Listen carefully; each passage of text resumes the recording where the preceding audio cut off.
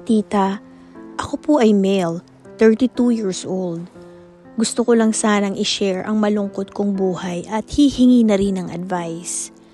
Habang nakapila kami sa amusement park, napatingin-tingin ang 6 na taon kong gulang na anak na babae sa paligid. Mukhang may napansin siyang magkasintahang naghahalikan. Bigla siyang tumingin sa akin at nagtanong, "Bakit kayo ni Mama hindi naghahalikan? Mahal niyo ba ang isa't isa?"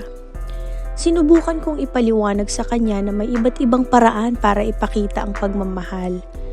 Pero sumunod niyang tanong ang mas matindi, "Bakit hindi ka man lang niyayakap ni Mama?" Napatahimik na lang ako. Hindi ko kaya. Matagal na akong aho sa pagmamahal.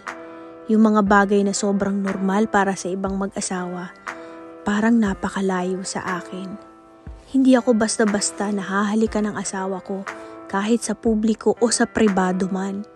Siguro minsan yayakapin ako pero madalas parang, "Oh ayan, nag-care na ako, layuan mo na ako."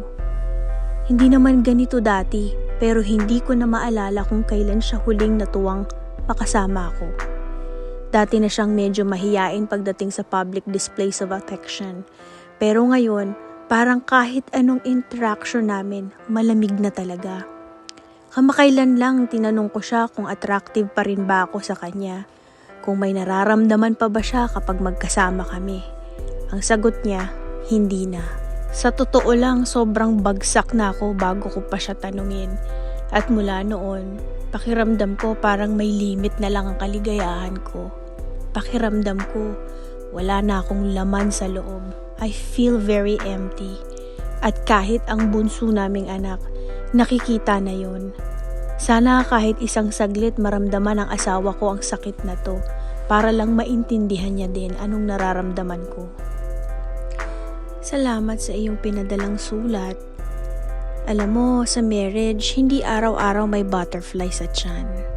Minsan may inis, minsan pagod at misunderstanding, pero ang mahalaga, piliin niyo pa rin ang isa't isa araw-araw.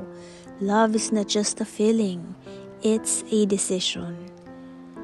Communication over assumption. Huwag mong hulaan ang iniisip ng asawa mo. Baka pagod lang siya. Kung may problema, usap agad. Mas okay ang isang mahirap na conversation kaysa sa isang matagal na tampuhan.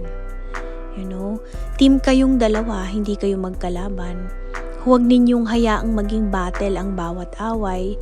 Magkasama kayo sa laban ng buhay, hindi kayo magka-opponents.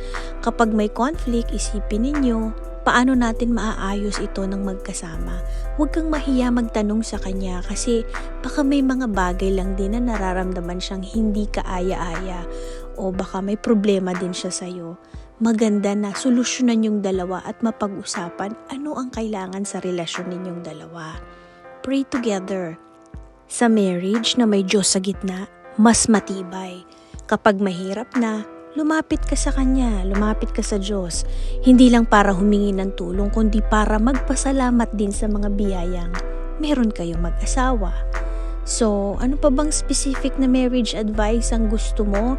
You can always message me, ang iyong tita, at pwede tayong sumagot sa messenger ng personal. Salamat sa'yo. At eto muli ang inyong digital tita na nagkikwento. Follow for more.